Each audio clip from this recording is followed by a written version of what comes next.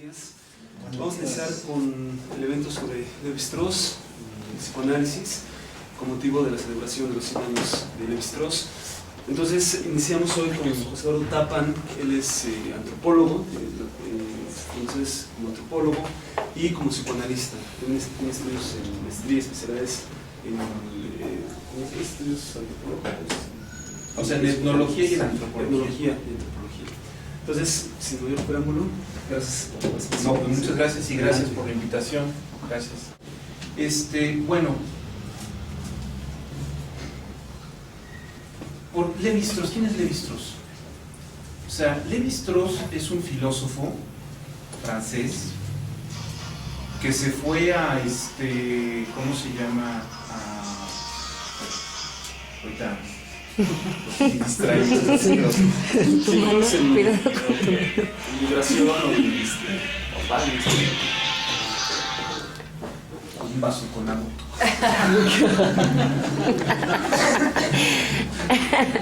Bueno,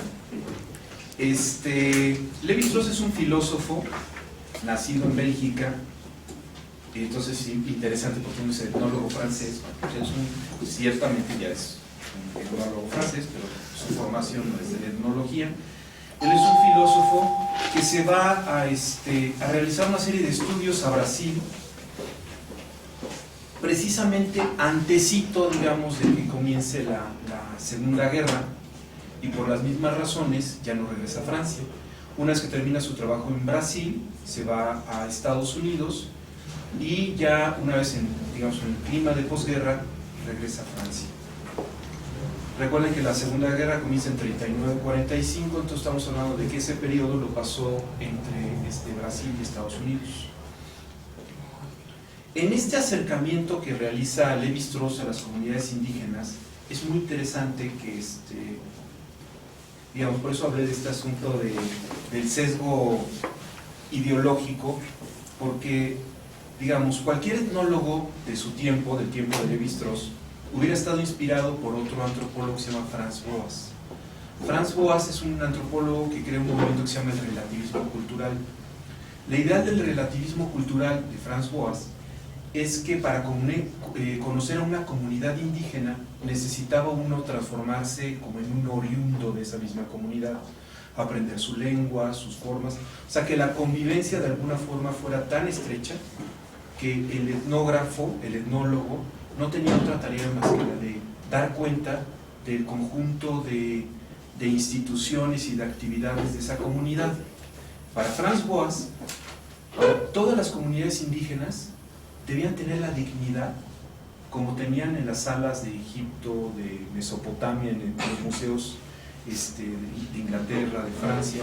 Debería haber salas para Franz Boas donde estuvieran los Sioux, los Navajo, los Esquimales, los Tzotziles, los Celtanes, en donde todos eran pueblos, todos esos tenían la misma dignidad, o sea, no podían ser considerados como menos o más. Entonces, lo importante aquí con Lévi-Strauss es que, perteneciendo a esa tradición, digamos, de lo que sería un estudio etnográfico, de repente se va con las comunidades indígenas. Y lo que está haciendo Lévi-Strauss continuamente es preguntándose, como decía Carlos Monsiváis, cuando salió Carlos Monsiváis salió de un seminario creo que era de Schopenhauer o de Kierkegaard, algo así, y le preguntaron que cómo se sentía y dijo, la verdad es que no capté el concepto, ¿no? Entonces un poco estaba igual Lévi-Strauss con las comunidades indígenas, diciendo, no capto el concepto. Y la idea de decir, la forma de poder dar cuenta de lo que está sucediendo en una comunidad indígena implica explicarla de forma detallada. A Lévi-Strauss le molesta, porque dice, eso no está explicando nada, la está describiendo, pero no está explicando.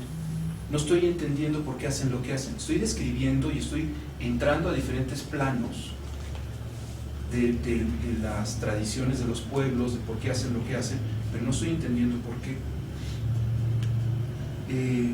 En este sentido, Lévi-Strauss entonces se empieza a preguntar, por ejemplo, en los rituales. De repente está presenciando un ritual y vamos a suponer, como me sucedió a mí, por ejemplo, en un trabajo de campo Bueno, es importante que sepan que yo sí trabajé como antropólogo. Yo trabajé como antropólogo 10 años. Yo soy fundador de una cosa que se llama CIESAS, Centro de Investigación y Estudios Superiores de Antropología Social, y yo empecé a trabajar como antropólogo en el sudeste. Después, en una noche de luna llena, me transformé al psicoanálisis. Pero, digamos, estrictamente mi formación, digamos, sólida, académica y todo eso había sido en el campo de la antropología.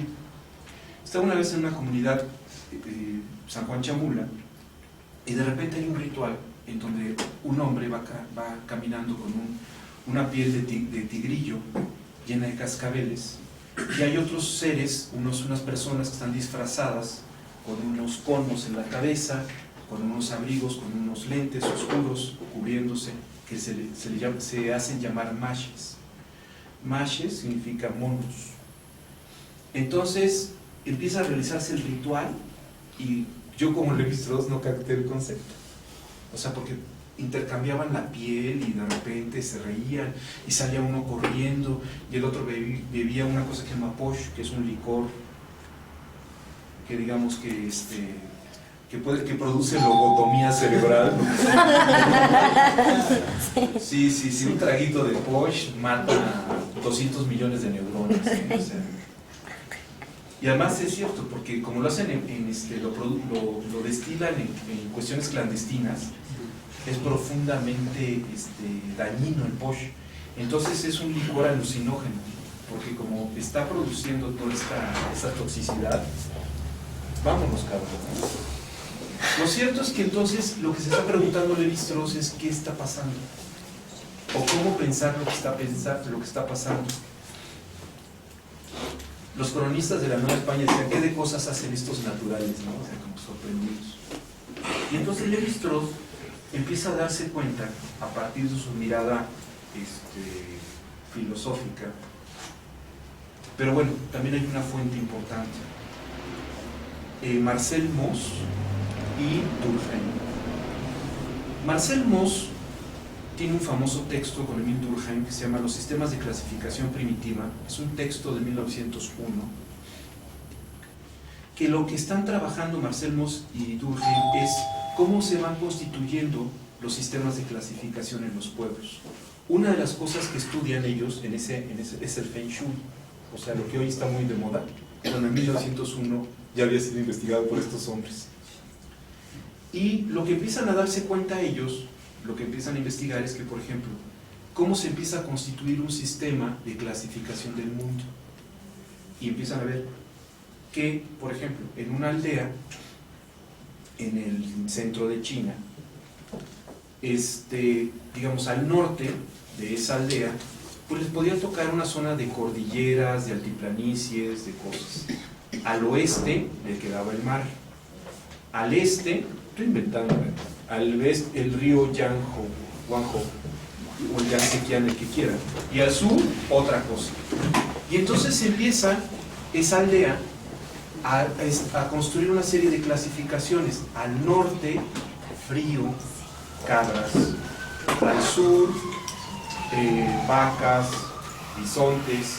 Al oeste, pescados de mar. Al oeste, el río, vamos a suponer, pescados de río.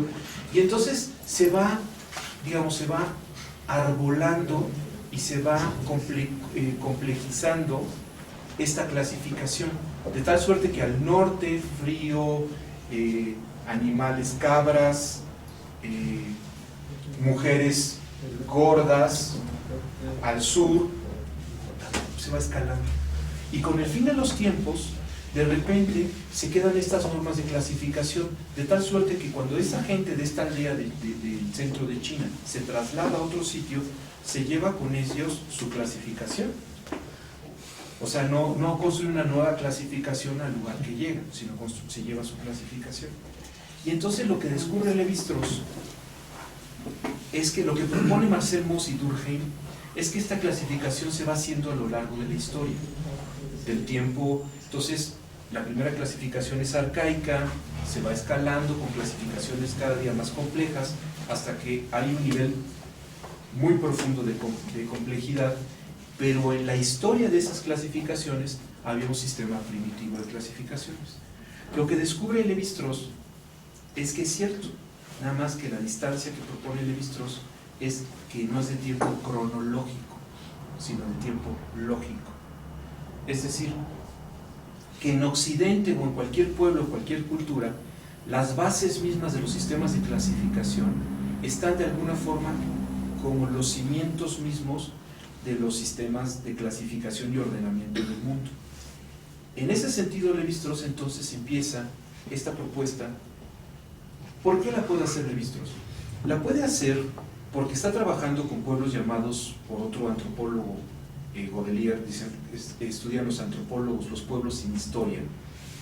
Y es cierto, porque finalmente son pueblos ágrafos, entonces no han tenido oportunidad de escribir su historia.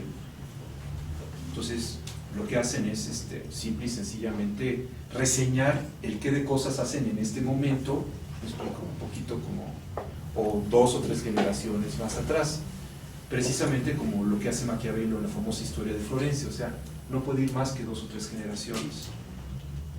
¿Qué sucede en esta situación?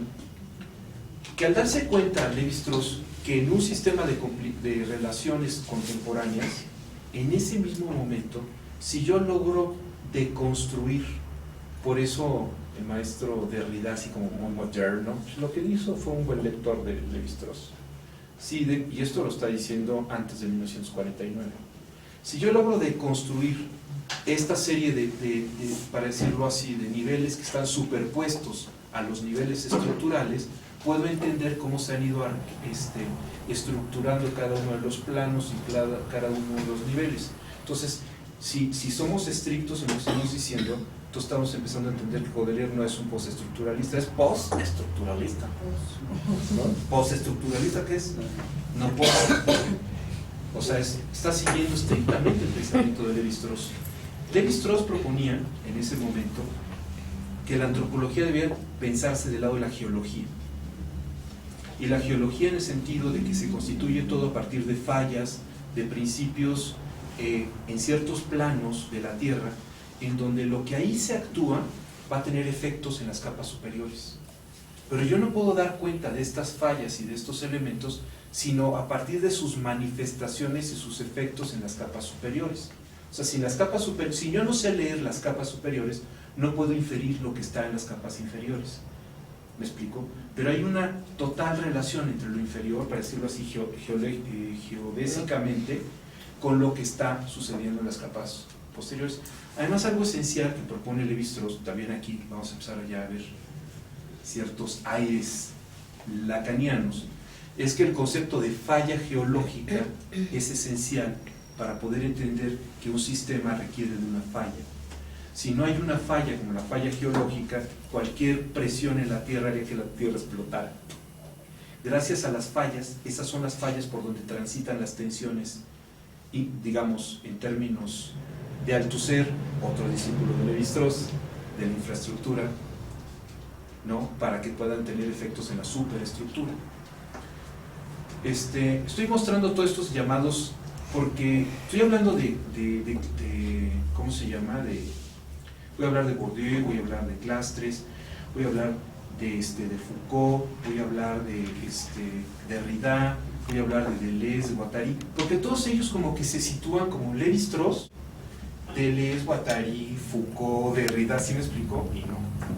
O sea, ahora sí que todos ellos solo pueden ser entendidos a partir de que son discípulos, buenos y malos, de la teoría de Lévi-Strauss. Si yo le quito a cualquiera de estos pensadores, tuviera una jeringa epistemológica y pudiera sustraer las bases del pensamiento levi-straussiano, no tendría ninguno de estos autores. Estos autores se constituyen en su pensamiento, digamos, en el esqueleto de su pensamiento, incluso Lacan. Si yo les logro sacar Lévi-Strauss, me quedo con Lacan con un psicólogo bien patito, y me quedo con Foucault con un entre historiador, guapachoso y filósofo. Con Althusser me quedaría con un mal maestro de la escuela normal superior, ¿no? Entonces, ¿de qué estamos hablando? Que Lévi-Strauss, al empezar a darse cuenta de que hay una serie de fenómenos que no deben ser entendidos de forma histórica, que además era la moda de la época, piensen ustedes en el materialismo histórico, piensen ustedes en el desarrollo psicosexual, ¿no? Cómo ha sido leído, Desarrollo psicosexual es un proceso de maduración biológica. El niño nace, ¿y dónde nace el niño? En todas partes del mundo. Y donde nace pasa por 3 etapas: la oral, la anal y la fálica, ¿no? Todo queda claro, se va desarrollando. Si tiene una mamá en ese momento buena y tal, va a tener menos problemas. Si tiene una familia disfuncional con un padre ausente, pues entonces es probable que este niño vaya a estar carenciado de la figura de autoridad del padre, y entonces es muy probable que pueda ser delincuente, ¿no? Y de repente uno dice, güey, hay otras familias, o sea, hay otra forma, o sea, uno se historiza así. No, lo que pasa es que el paradigma que teníamos desde la historia nos hacía leer las cosas desde esta manera, la teoría del proceso, 1, 2, 3. El padre de la teoría del proceso, de la maduración, del desarrollo es Hegel. Antes de Hegel las cosas se pensaban distintas. Lo que está proponiendo entonces Lévi-Strauss es, desde Hegel, hacer una nueva visión de las cosas.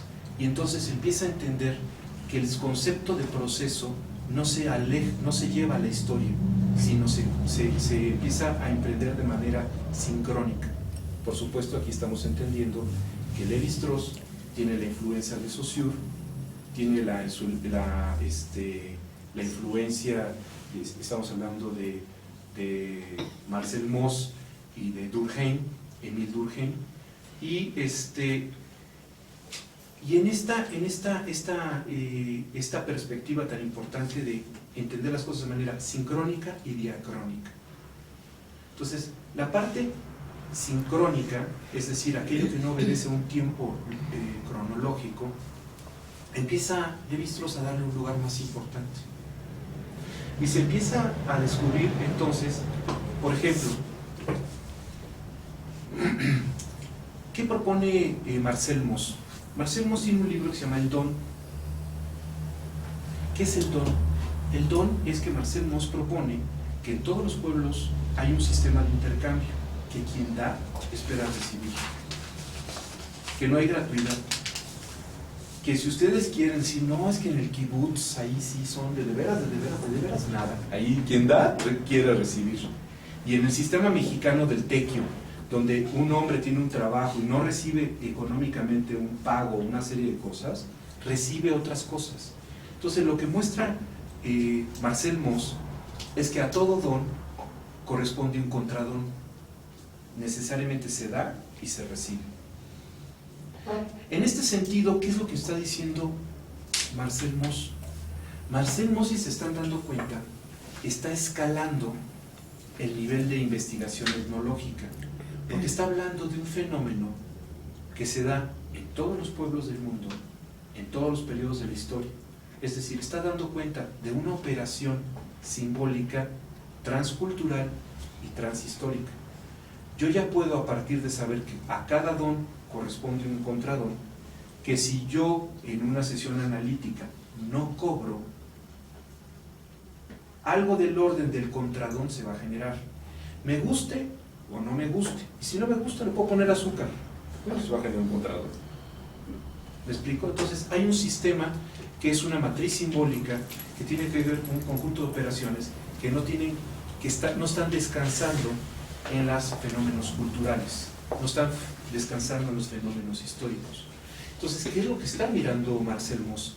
Marcel Mauss está hablando de una operación simbólica, y por lo tanto, si esta operación simbólica es transcultural y transhistórica, es una operación simbólica que tiene que ver con la condición misma de la estructuración de la condición humana. Es decir, esto lo dice Marcel Mauss, pero no lo capta, él tampoco capta el concepto. A él le pasó como los genios, ¿no? Que dicen cosas maravillosas y lo que dicen es siempre no tienen la distancia para darse cuenta de lo que dijeron, pero Lévi-Strauss sí. Entonces Lévi-Strauss es el que está diciendo, órale. Entonces es cierto que existen un conjunto de mecanismos, de operaciones de carácter simbólico que actúan de manera inconsciente, porque quien da no sabe desde el punto de vista de la conciencia que está esperando recibir. Supone que puede ser incluso el más generoso de las personas, sin embargo está recibiendo por otro sitio. Entonces, bueno, quizá también sea correcto hablar de que otra de las influencias esenciales de Levi-Strauss es Sigmund Freud, es una de sus influencias más importantes, ¿no? Entonces, por eso, la teoría del inconsciente y la teoría de toda esta parte ha sido como de alguna manera introducida en el pensamiento de Levi-Strauss, porque fue un buen lector de cierta parte del pensamiento freudiano. Hasta aquí estamos pensando en un Levi-Strauss antes de 1949. Estamos pensando en un Levi-Strauss que está construyendo una teoría a partir de los fenómenos culturales, de los fenómenos etnográficos, a partir de una serie de detalles y de cosas, y de cómo a partir de lo particular, de lo etnográfico, se puede construir una generalización. ¿Sí? Eso es muy importante porque esto va a ser parte de los atractivos que va a tener para Lacan la lectura de Levi-Strauss. O sea, para decirlo en términos poéticos, cómo el secreto del cosmos se esconde en el grano de polen. Es decir, cómo a partir de un conjunto de elementos de carácter particular puedo inferir elementos de carácter universal. Cómo a partir de leer un paisaje, en el sentido de la geología levi-straussiana, puedo inferir una serie de elementos que están determinando este paisaje de carácter geodésico, infraestructural. Entonces, finalmente, felizmente para Levi-Strauss, la guerra 39-45 acaba la guerra, la Segunda Guerra Mundial, y entonces la gente que estaba fuera de Francia puede empezar a regresar a Francia, y Levi-Strauss regresa hacia 1949 para tiene una propuesta para hacerse director del Museo del Hombre en Francia, y en ese momento, en 1949, publica simultáneamente 3 trabajos: La eficacia simbólica en una revista, El hechicero y su magia en otra revista, y Las estructuras elementales del parentesco, 1949. Entonces, aquí me gustaría poner un punto y vamos con Lacan, ¿no? Lacan, además, esto me encanta, quiero decirles que me encanta ser travieso, entonces yo sé que es lacaniana, entonces me encanta como venir a decirles que Lacan es un psicólogo patito. Estamos hablando de Lacan es un psicólogo patito en 1936. ¿Qué está pensando Lacan en 1936? En 1936 Lacan escribe un texto que le piden: oye, porfa, escribe un texto sobre la familia. Y entonces agarra Lacan y dice: pues ahí va el texto para la familia, para la enciclopedia. Entonces ahí hay 2 opciones. Lacan escribe con las patas. Entonces esta parte de que es un pensador oscuro, difícil, por la idea de Spinoza de producir un pensamiento oscuro y diferente, y no claro y semejante, que hemos todos querido cuando hemos estado en nuestra vertiente más sumidamente lacaniana, nos damos cuenta que Lacan, a diferencia de Freud, tenía dificultades con escribir, serias dificultades para escribir. Y entonces escribe el texto de la familia como un apoyo a la enciclopedia. Y en ese texto, ¿en qué está inspirado?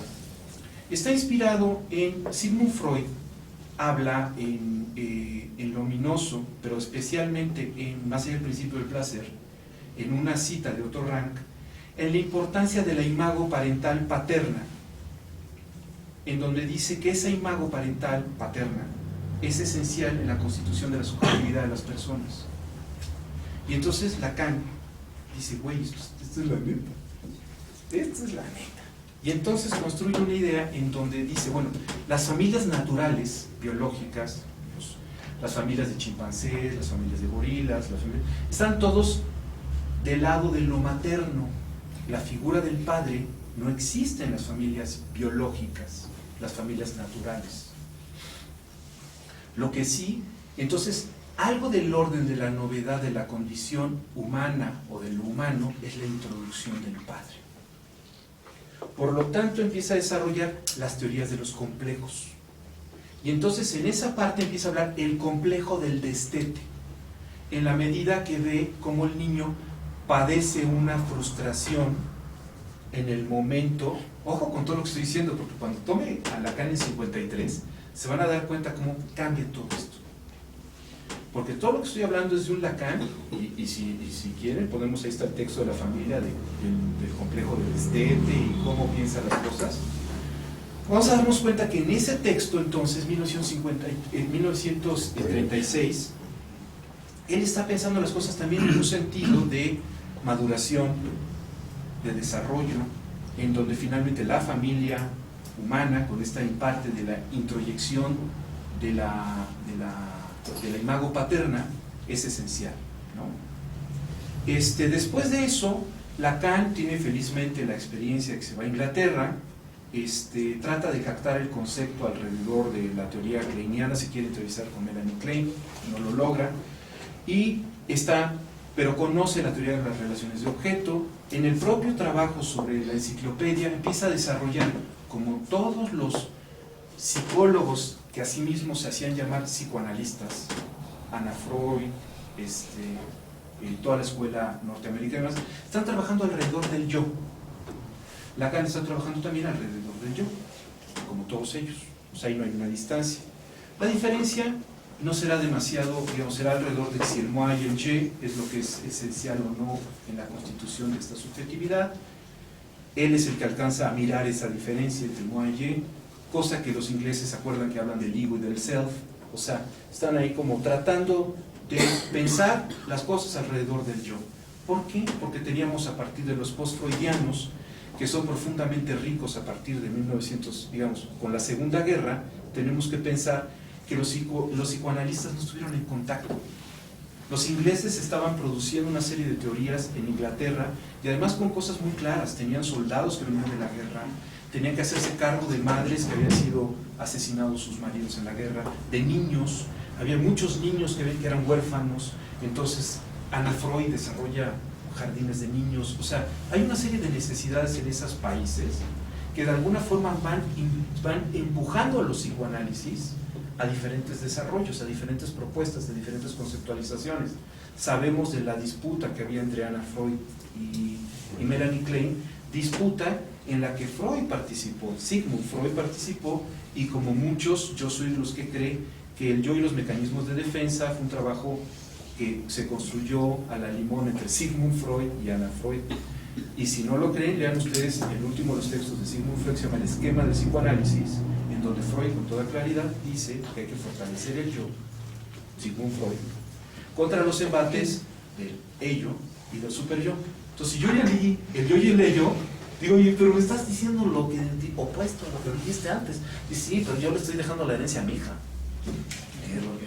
Sí, cierto, eso no lo había considerado. Entonces, toda la teoría psicoanalítica a partir de esto empieza a descansar a una teoría de más allá del ello. Porque toda la primera etapa del psicoanálisis se había construido hacia el ello. Entonces, la segunda etapa era el yo.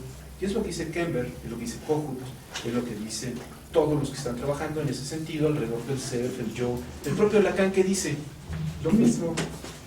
Por eso en 1949 Lacan desarrolla con mayor completud su trabajo sobre la importancia de la imago, pero entonces aquí está empezando a hablar del yo. Después de eso tiene un trabajo en 1949 sobre el ego, y poquito antes de esto empieza Lacan también, por la influencia de la filosofía y de la lógica y todo esto, a pensar en los tiempos lógicos, ¿no? Eso es lo que está como la materia prima en lo que está pensando Lacan. Sin embargo, hay un elemento importante. En 1949, cuando escribe El estallido del espejo, si rastreo la obra, empiezo a ver que Lacan dice la eficacia simbólica. Y cuando leo lo que dice Lacan de la eficacia simbólica, digo, no entendió. No entendió la eficacia simbólica de Levi-Strauss. Porque piensa la eficacia simbólica desde otro sitio, Lacan. Entonces, estrictamente desde la mirada de Levi-Strauss, no está haciendo, para decirlo de alguna forma, no está tomando Lacan la propuesta estrictamente como fue formulada por Levi-Strauss. Y ahí el maestro Lacan, como empezará a citar cosas, pero dirá otras. Entonces, esa eficacia simbólica de la que habla Lacan en El estallido del espejo de 1949 no es estrictamente la eficacia simbólica de la que habla Lévi-Strauss en su trabajo sobre la eficacia simbólica, tiene algo que ver. Y la eficacia simbólica de lo que está hablando aquí es algo que, incluso la palabra de Lacan, es algo que permite como que la coagulación, ¿de acuerdo? Que además es simpático porque dice el estallido del espejo como del yo, Y. Y cuando terminamos de leer el estallido del espejo del Y, cuando habló de los shifters, de las marcas, 3 minutos, ¿no? 2 horas y media del moi y 5 minutos del Y, ¿no? Entonces, ¿qué está pasando ahí con Lévi-Strauss? ¿Qué está, perdón, con Lacan? Hacia 1950, Lacan es cuando empieza a realizar una lectura mucho más sistemática de los casos clínicos de Freud, y entonces empezamos a decir, espérate, y aquí ya hay una diferencia de Lacan frente a los psicoanalistas de su época. Todos los psicoanalistas post-freudianos habían entendido que Freud había sido el padre del psicoanálisis, pero había que decirle chao, porque finalmente su pensamiento era caduco, ya no era relevante, no había que seguirlo leyendo, más que eras tosudo. Ya, había que leer a los post-freudianos, había que leer a toda la producción que se había dado después de Freud.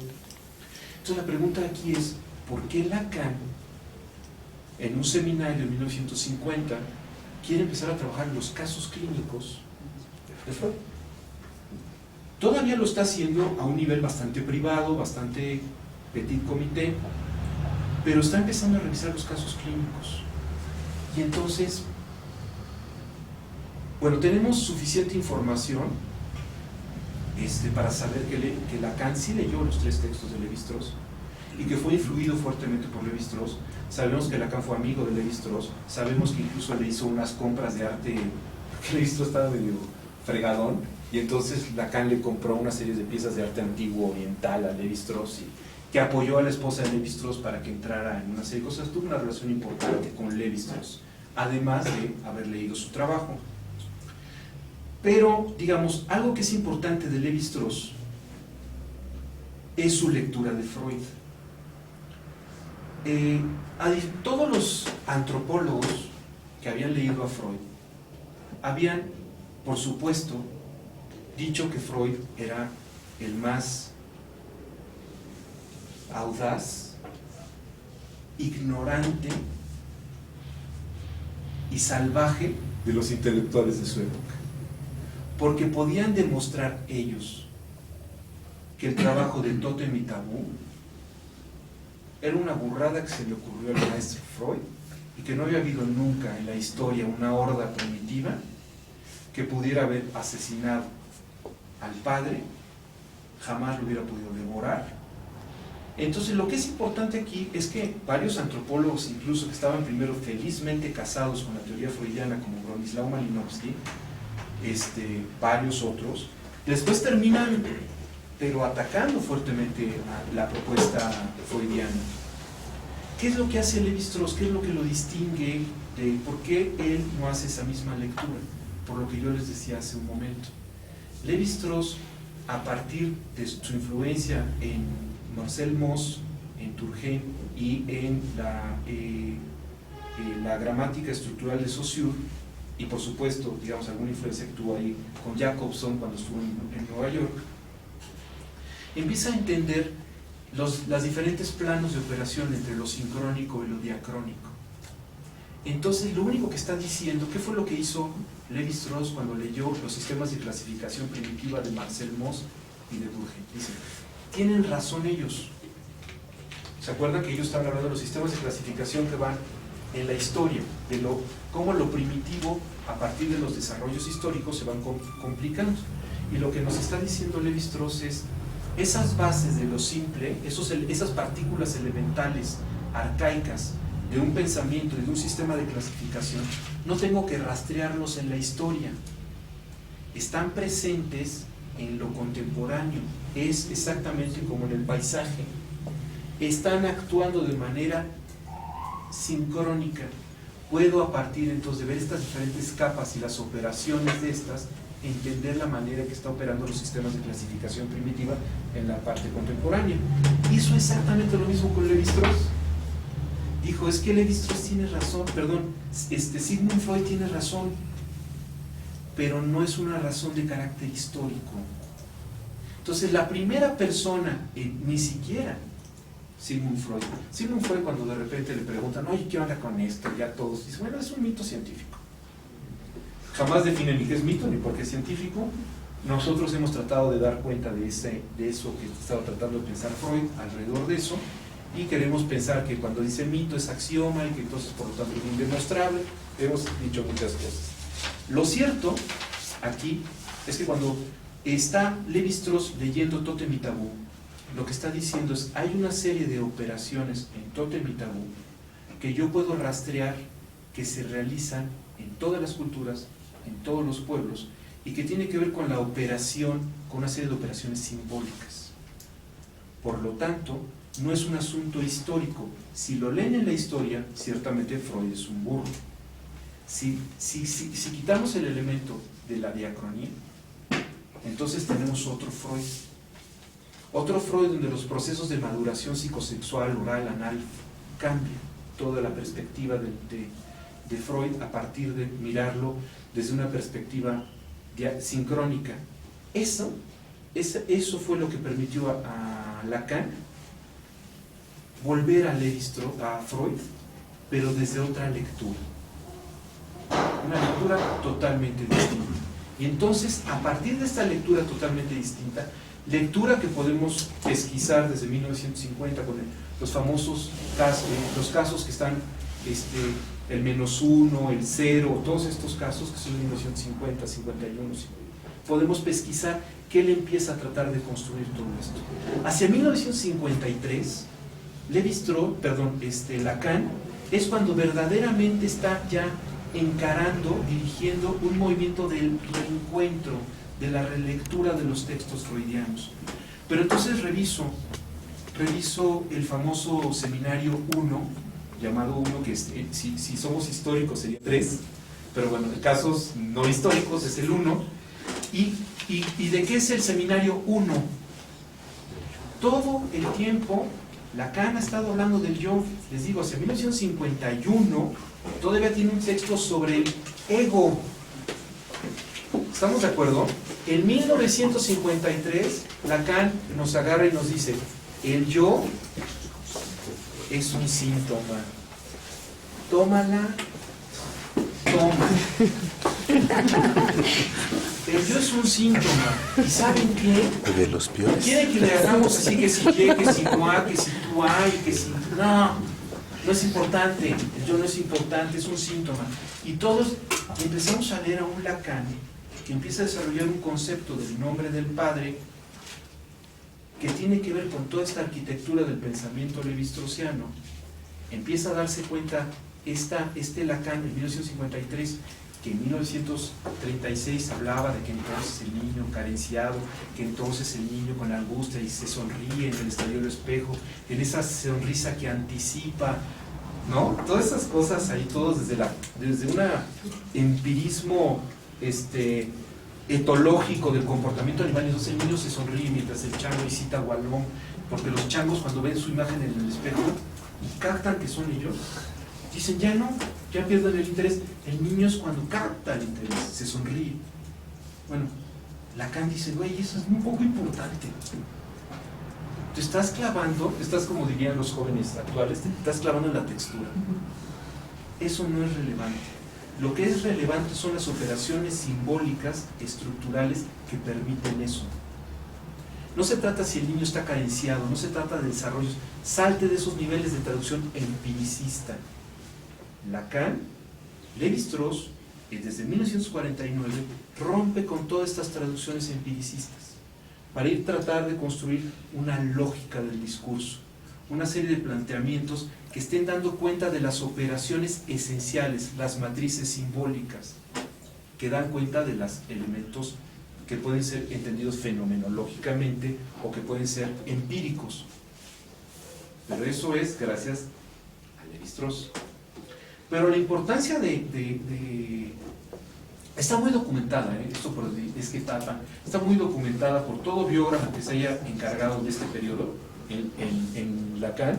Está totalmente documentado, de hecho, Zafiropoulos, ese es el que yo no estoy muy de acuerdo con él, Zafiropoulos, de que plantea una serie de cosas ahí.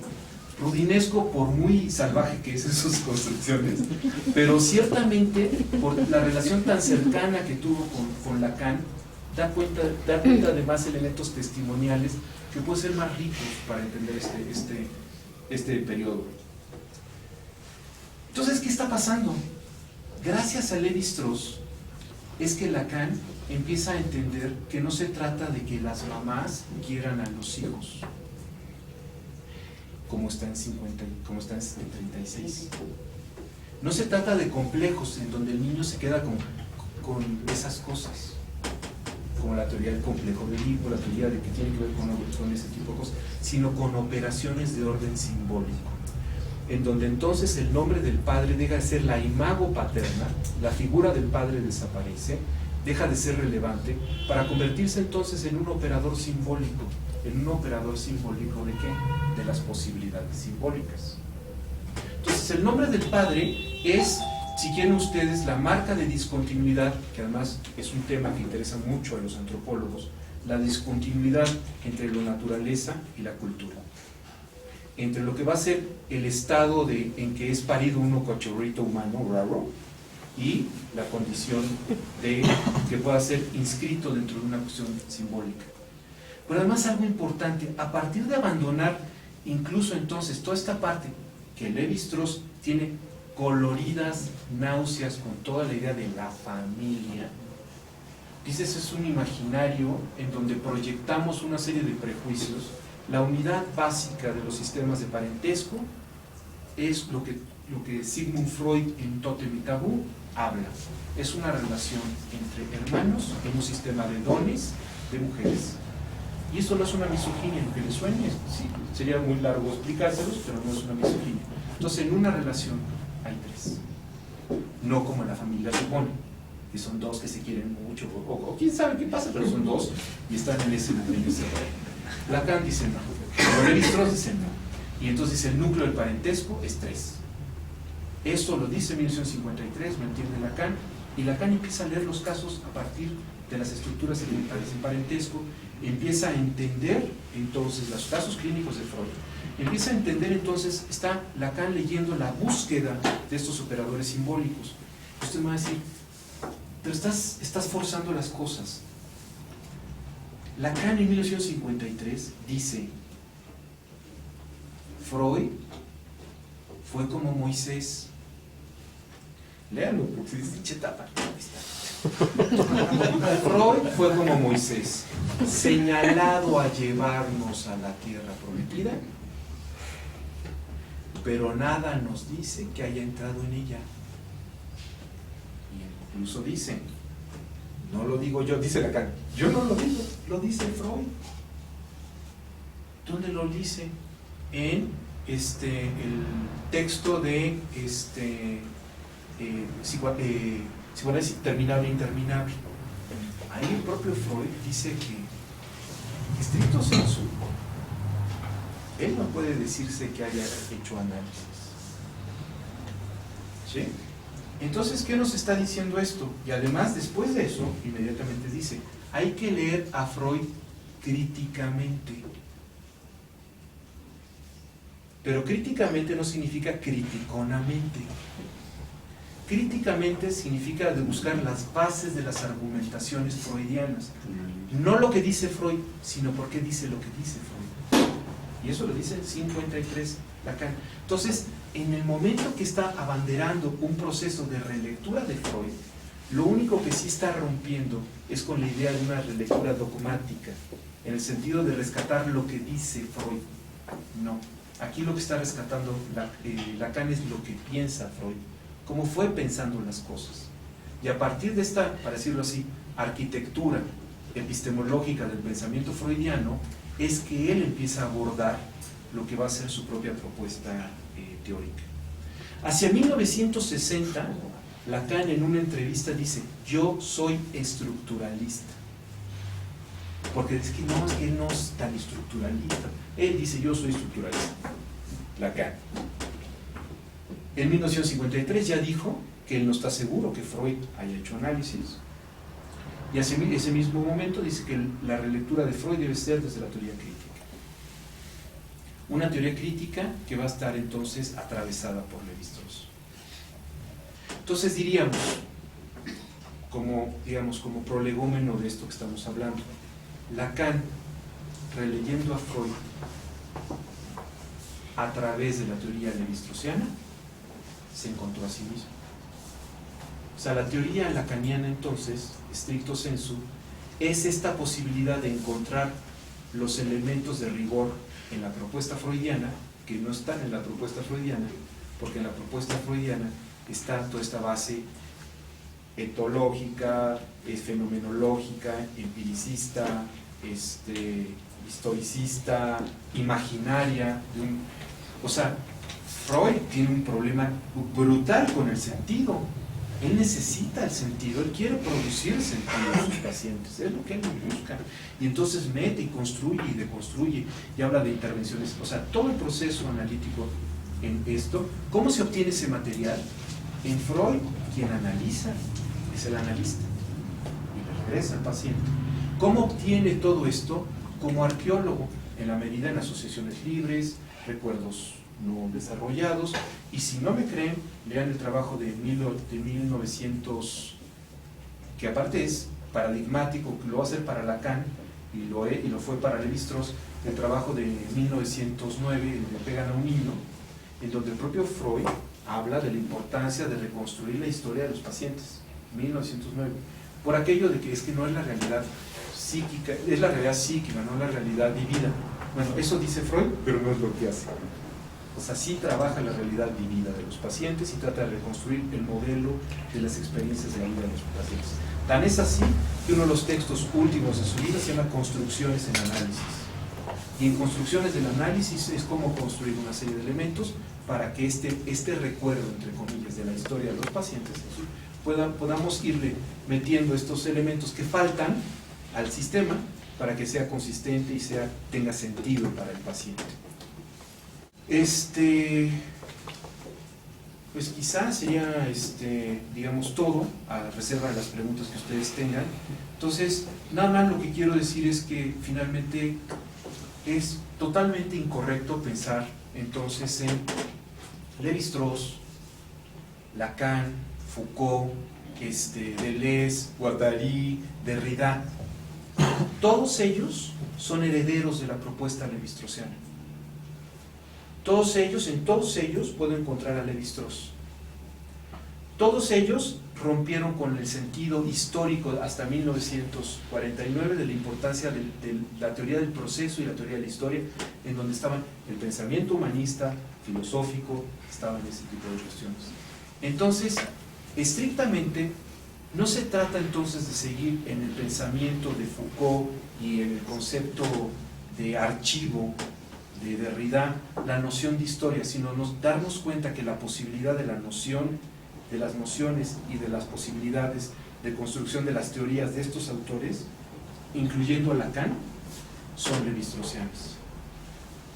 Ahora bien, sería incorrecto también pensar que Lévi-Strauss, digamos, está presente a lo largo de toda la producción teórica, toda la producción, no sé si puedo llamarla teórica, pero toda la producción de Lacan, no es así.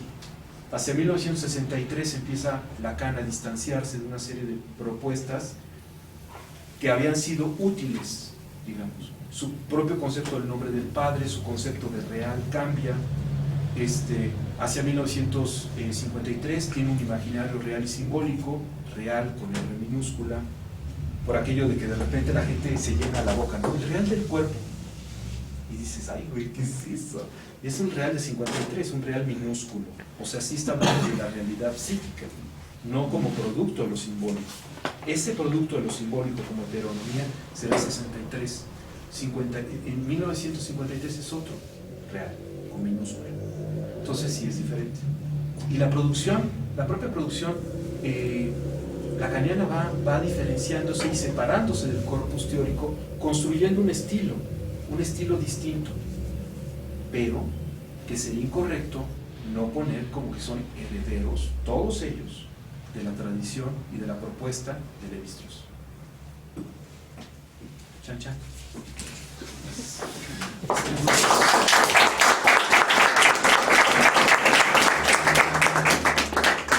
Pasamos entonces a intervenciones que tengan preguntas, comentarios.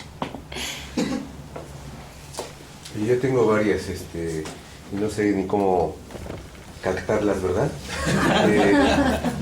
Primero, un poco como que el pensamiento de Lévi-Strauss puede estar más cerca de nosotros que de lo que pensamos, en cuanto a que uno de los grandes escritores que tenemos es Octavio Paz. Y Octavio Paz me parece que sí también conoció a Lévi-Strauss, por lo menos escribió sobre él muchas cosas. Perdón, nada más esto como texto. De verdad, si les interesa Lévi-Strauss, ese texto de Octavio Paz se llama El Nuevo Festín de Esopo. Es de verdad un gran texto. Ajá. Pero ese texto, digamos, está escrito hacia los 50, digamos, 60. Más o menos después de Perdón, 50, Laberinto, no puede ¿no? ser 60 y tantos, ¿no? Cuando escribe el Laberinto, ¿ya había habido contacto con Lévi-Strauss o no? Porque se supone que es la más conocida. No creo, porque el Laberinto es bien patito también, Sí. la verdad. Pero bueno, con una influencia Historicista, suponiendo, él piensa, confunde psicoanálisis con psicología. Ajá. Perdón, el texto que citan de Octavio Paz, ¿cómo se llama? Se llama El Nuevo Festín de Esopo. Ah, ok. Octavio se llama Lévi-Strauss o El Nuevo Festín de Esopo. De verdad es un texto maravilloso porque nos permite entender toda la propuesta lévi-straussiana. También hay una biografía de Lévi-Strauss. Catherine Clément es una historiadora y biógrafa francesa y tiene dos biografías padrísimas. Una se llama Lacan y la otra se llama Lévi-Strauss. Entonces lean las dos son buenísimas. Entonces yo les recomiendo ambas, ¿no? Catherine Clément. El de Lévi-Strauss está en el Fondo de Cultura Económica y el de Lacan está en, si no mal recuerdo, en Nueva Visión o algo así. Bueno, ese es el comentario, y el otro es acerca de que finalmente si Lévi-Strauss tuvo una influencia freudiana, entonces de alguna manera podemos pensar que en las capas más profundas podemos ver a Freud siempre allí en todos los pensamientos posteriores, ¿no? No Sí. sé si estoy en lo correcto de ver Estás en lo lo que correcto. tenía allí sobre lo que tú dijiste. Y entonces pensar que Lacan, Derrida, Deleuze, no sé. Foucault. Mi pregunta es, ¿cómo es que los otros postfreudianos no pudieron relacionar un poco este pensamiento tan revolucionario que aparece con Lévi-Strauss para poder explicar varias otras realidades que no pueden ser explicadas de otra manera, ¿no? Porque lo leen psicológicamente. Ajá. O sea, la diferencia entre Lévi-Strauss y los postfreudianos es que Lévi-Strauss no era psicólogo. Entonces está leyendo las raíces del pensamiento de Lévi-Strauss, de Freud. Está tratando de pensar por qué piensa las cosas, cuál es el sistema, el andamiaje que lo hace suponer eso. Y entonces Lévi-Strauss entiende que la propuesta freudiana es una conjetura, es una hipótesis que construye hoy, que lanza la historia para tratar de entender un fenómeno. Entonces lo que está diciendo Lévi-Strauss es que lanzar a la historia es lo equivocado. Se trata de una conjetura que hay que lanzar a la estructura para que haya consistencia en el sistema. Entonces, entendido así, lo que me parece muy importante, en serio, es que todo el mundo piensa que Lacan está en Freud. O sea, que si yo leo bien a Freud, ya entendí a Lacan. No. Lacan dialoga con Freud. Y en este diálogo hay un diálogo crítico y una producción teórica propia, diferente, distinta. Sinceramente, ya hoy podemos decir que el psicoanálisis freudiano, sin la mirada de Lacan ya, es bien patito. Porque se queda en la parte historicista. Eso fue lo que le pasó a los postfreudianos. Que no estaban viendo las bases. Fíjate, desde Foucault, digamos, la arqueología del pensamiento diríamos en Foucault, la arqueología del pensamiento de Freud, y entonces decimos la arqueología del pensamiento, la teoría geológica de Levi-Strauss, nada más que le llamó distinto. Entonces empiezo a ver que los post-freudianos, por eso les digo, los post-freudianos fueron buenos lectores de Levi-Strauss.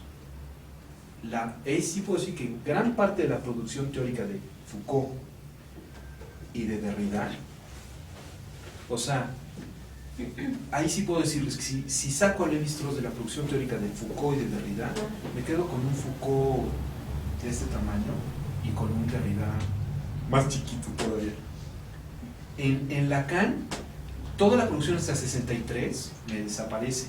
Lo que existe, esto es lo que posibilita a Lacan en los grandes desarrollos teóricos. Pero ya de Lacan del final, si saco a Levi-Strauss, me quedo con un Lacanzote.